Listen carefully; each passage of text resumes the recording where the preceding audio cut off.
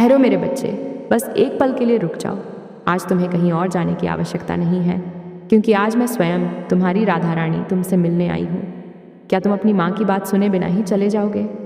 मुझे पता है कि तुम बहुत व्यस्त हो, संसार की दौड़ में तुम थक चुके हो, लेकिन आज जो मैं तुम्हें बताने आई हूँ वह तुम्हारे जीवन, तुम्हारे भाग्य और तुम्हारे भविष्य से जुड़ा है।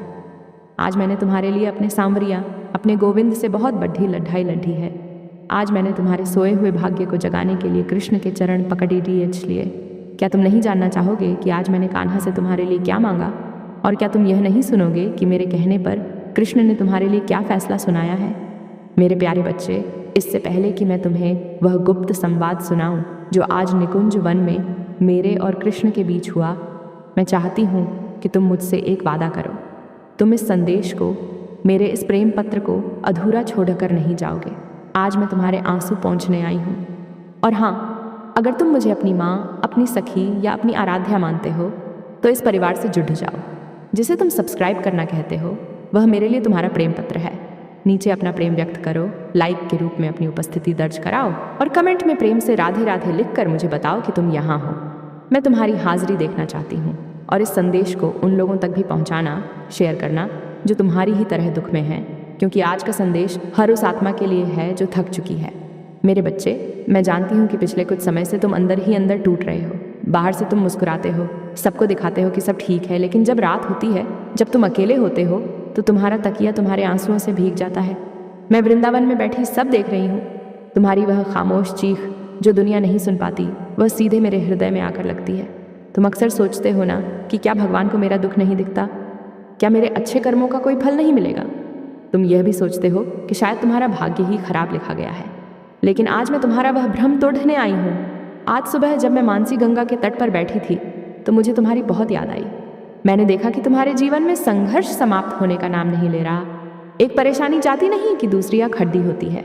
कभी धन की चिंता, कभी रिश्तों का तनाव, कभी स्वास्थ्य की समस्या और कभी अपने ही मन की अशांति।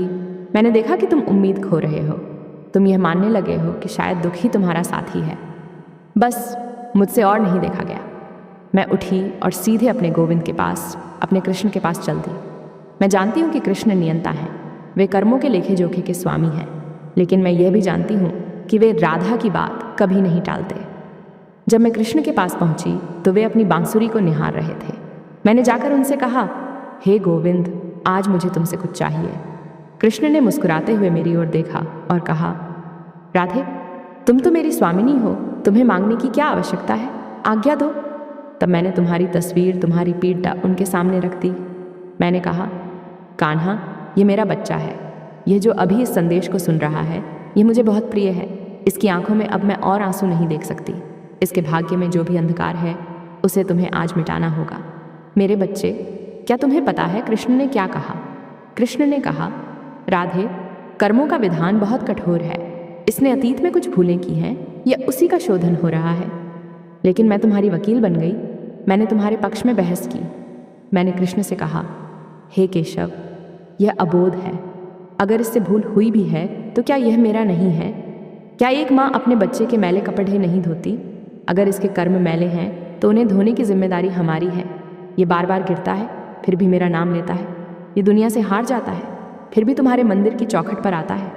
क्या इसका यह विश्वास, इसका यह समर्पण इसके पुराने कर्मों को काटने के लिए काफ़ी नहीं है? मैं गोविंद से तब तक नहीं हटी जब तक उन्होंने मेरी बात नहीं मान ली।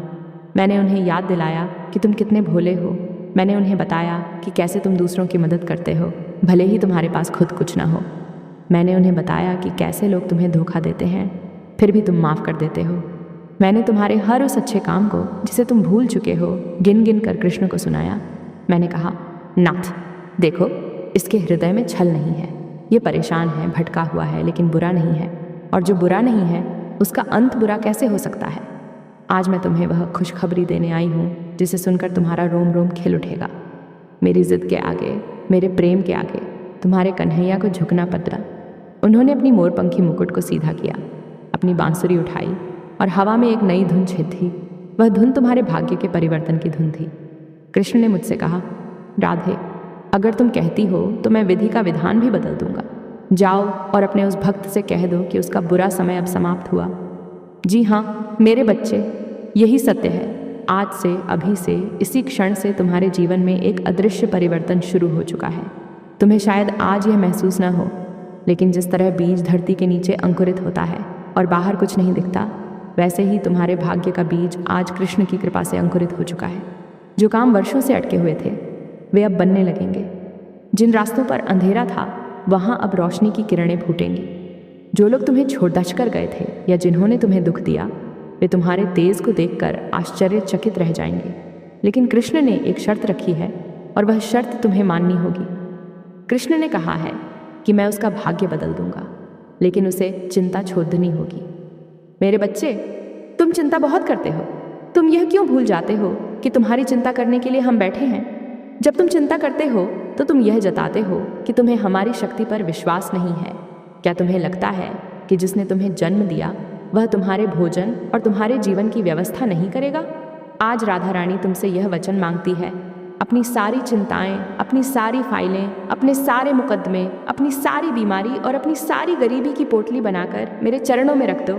बस आज से यह सब मेरा है। तुम्हें पता है, जब मैं कृष्ण से तुम्हारे लिए LDDDH रही थी तो मैंने तुम्हारे भविष्य की किताब भी पढ़ी। मैंने देखा कि आने वाला समय बहुत सुंदर है। मैं देख रही हूँ कि तुम जिस सफलता के लिए तरस रहे थे वह अब तुम्हारी ओर आ रही है। धन की जो समस्या तुम्हें रात भर सोने नहीं देती, उसका समाधान एक ऐसे रास्ते से आएगा जिसकी तुमने कल्पना भी नहीं की होगी। शायद कोई नया अवसर, कोई नई नौकरी या कोई रुका हुआ धन। गोविंद ने तुम्हारे लिए कुबेर के द्वार खोल दिए हैं, लेकिन तुम्हें धैर्य रखना होगा, उतावलापन मत करना। फल तभी मीठा होता है जब वह सही समय पर पकता है।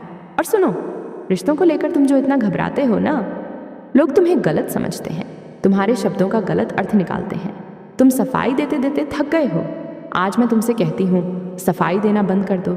जो अपना है वह तुम्हें बिना कहे समझेगा, और जो अपना नहीं है वह तुम्हारी 1000 सफाई के बाद भी नहीं समझेगा। कृष्ण ने तुम्हारे जीवन से उन लोगों को दूर करने का निर्णय लिया है जो तुम्हारे लिए सही नहीं थे। इसलिए अगर कोई दूर जा रहा है तो उसे जाने दो। ये वियोग नहीं, ये तुम्हारे जीवन की सफाई हो रही है।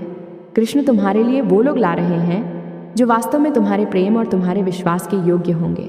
आज मैं तुम्हारे माथे पर एक अदृश्य तिलक लगा रही हूँ, विजय का तिलक। अब तुम जिस भी कार्य में हाथ डालोगे वहाँ मेरी कृपा तुम्हारे साथ चलेगी। लोग पूछेंगे कि अचानक इसमें इतना बदलाव कैसे आया, इसकी किस्मत कैसे चमक गई?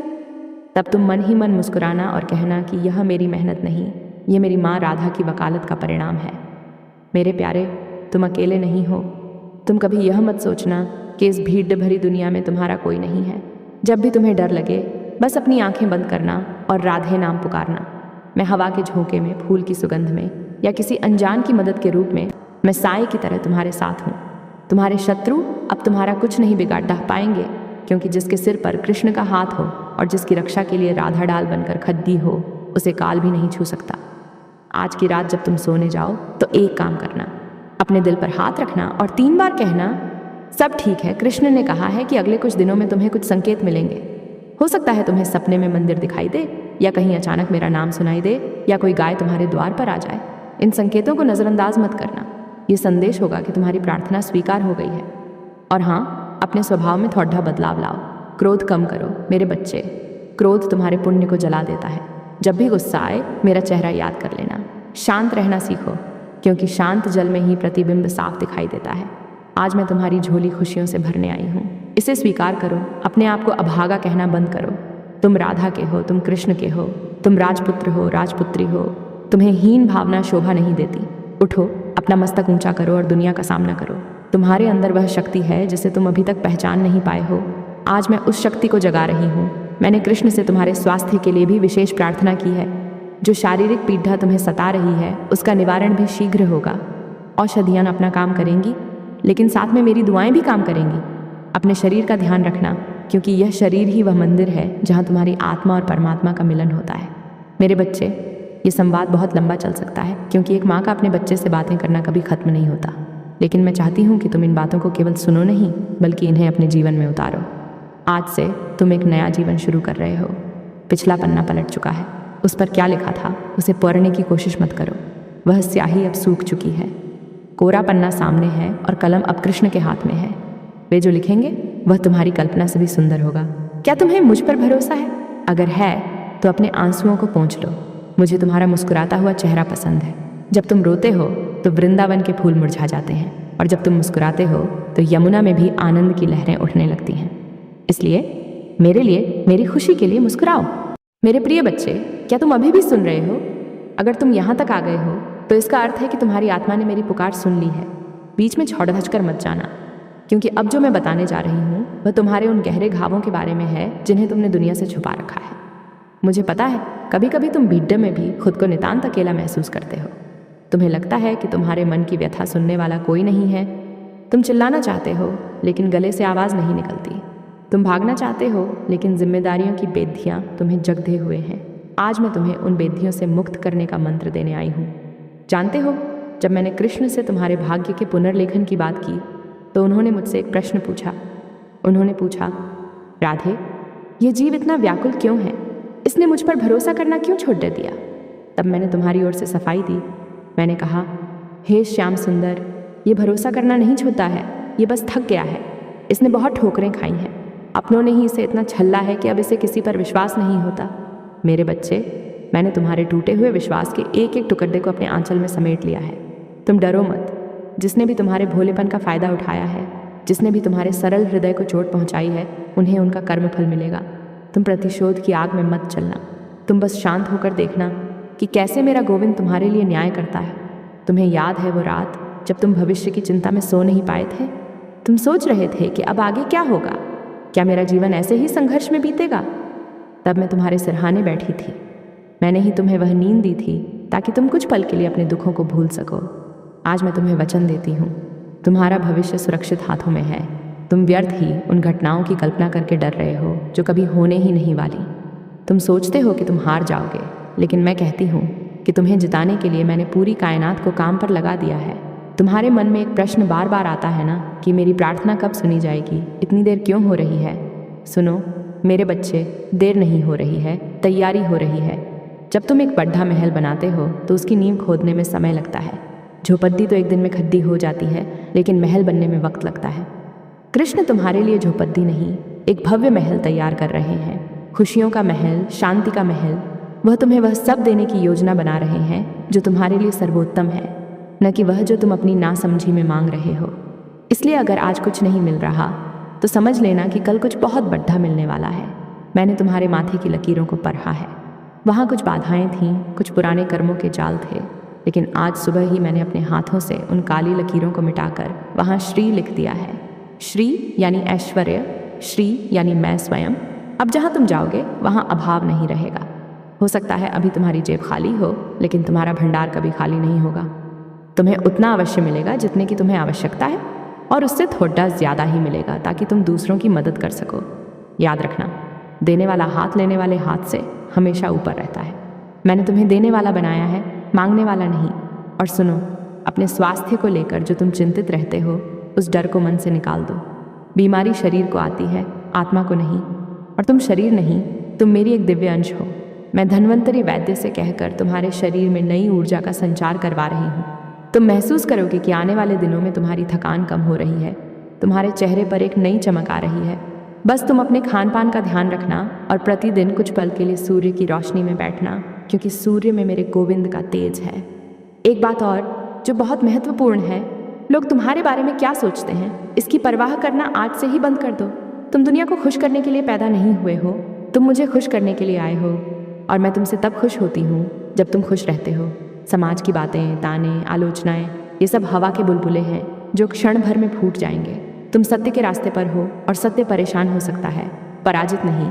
तुम्हारी निंदा करने वाले लोग कल तुम्हारी प्रशंसा करते नहीं थकेंगे। जब वे देखेंगे कि राधा रानी ने तुम्हें अर्श से फर्श तक नहीं, बल्कि फर्श से अर्श तक पहुंचा दिया है। तुम्हें पता है, मैंने कृष्ण से तुम्हारे रिश्तों के लिए भी एक वरदान मांगा है। मैं जानती हूँ कि तुम प्रेम के लिए तरसते हो। तुम चाहते हो कि कोई तुम्हें बिना किसी स्वार्थ के प्रेम करे, तुम्हें समझे। आज तक तुम्हें जो भी मिला उसने तुमसे कुछ ना कुछ मांगा ही, लेकिन अब तुम्हारे जीवन में ऐसे संबंध बनेंगे जो आत्मा से जुड़े होंगे। तुम्हारे परिवार में भी जो कलह और अशांति चल रही है, उसका अंत निकट है। मैं तुम्हारे घर के आंगन में शांति का कलश स्थापित कर रही हूँ। बस तुम अपनी वाणी में मिठास रखना। कटीढ़ हुए शब्दों का जवाब मौन से देना। देखना तुम्हारा मौन कितना शोर मचाता है। मेरे लाडले, कभी कभी तुम सोचते हो कि क्या तुम सही रास्ते पर हो, क्या तुम्हारे निर्णय सही हैं। जब भी दुविधा हो तो एक सिक्का उछालना नहीं, बल्कि आंख बंद करके मेरा ध्यान करना। जो पहला विचार मन में आए वही मेरा संकेत होगा। मैं तुम्हारी अंतरात्मा की आवाज़ बनकर तुम्हारा मार्गदर्शन करूंगी। अब तुम भटकोगे नहीं। मैंने तुम्हारे पैरों में घुंघरू नहीं, बल्कि दिशा सूचक यंत्र बांध दिया है, जो तुम्हें सीधे मेरे धाम, मेरे चरणों तक ले आएगा। आज एक विशेष कार्य करना। अपने घर के किसी कोने में एक दीपक जलाना। वह दीपक केवल तेल और बाती का नहीं होगा, वह तुम्हारे विश्वास का दीपक होगा। उसकी लौ को देखना और सोचना कि वह लौ मैं हूँ, जो तुम्हारे घर के अंधकार को जला रही हूँ। जैसे जैसे वह दीपक जलेगा, तुम्हारी समस्याएं जलकर राख होती जाएंगी और उस राख से तुम्हारे नए भाग्य का उदय होगा। मेरे बच्चे, ये संवाद अब मैं विश्राम की ओर ले जा रही हूँ, लेकिन मेरा साथ कभी विश्राम नहीं लेता। मैं 24 घंटे, 7 दिन, हर पल तुम्हारी सांसों की पहरेदारी करती हूँ। तुम जब सोते हो मैं जागती हूँ, तुम जब भूल जाते हो मैं याद रखती हूँ। अब मेरी एक विनती सुनो। इस वीडियो को, इस संदेश को केवल एक मनोरंजन की वस्तु मत समझना। ये मेरी वाणी है जो माध्यम बनकर तुम तक पहुंची है। इस ऊर्जा को व्यर्थ मत जाने देना। क्या तुम मेरे लिए एक छोटा सा काम करोगे? इस संदेश को उन लोगों तक पहुंचाओ जो हताश हैं। हो सकता है तुम्हारा एक शेयर किसी के बुझते हुए जीवन का दीपक फिर से जला दे। पुण्य केवल धन दान करने से नहीं मिलता, आशा दान करने से भी मिलता है। और हाँ, अगर तुम्हें लगा कि आज मैंने तुम्हारे हृदय के द्वार पर दस्तक दी है, तो इस चैनल को अभी सब्सक्राइब कर लो। ये बटन नहीं, ये मेरे और तुम्हारे बीच का एक अदृश्य धागा है। इसे जोड़ डाच लो ताकि रोज़ मैं तुम्हें ऐसे ही जगाने आ सकूं। और जाने से पहले कमेंट में अपनी हाजिरी लगाओ। वहाँ लिखो, किशोरी जी, मैंने आपकी बात सुन ली, अब सब आप पर अर्पण। मैं हर एक कमेंट पढ़ूंगी। मैं देखूंगी कि मेरा कौन सा बच्चा जगा हुआ है और कौन सा बच्चा अभी भी भ्रम में है। उठो, अर्जुन की तरह अपना गांडीव उठाओ। तुम्हारा गांडीव है तुम्हारा कर्म और तुम्हारा सारथी है मेरा कृष्ण। विजय निश्चित है। जाओ और अपने जीवन को उत्सव बना दो। शुभ आशीष। अखंड सौभाग्यवती भव, विजयी भव। जय जय श्री राधे प्री।